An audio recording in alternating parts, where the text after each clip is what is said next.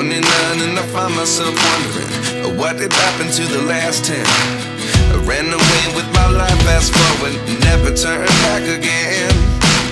It's kinda funny that the more we pass time, the more we need to set the rewind. And 19 was the year I had to leave you, but now I'm seeing all the signs. Is this really happening? I can't believe it's true. I'm just as surprised as you.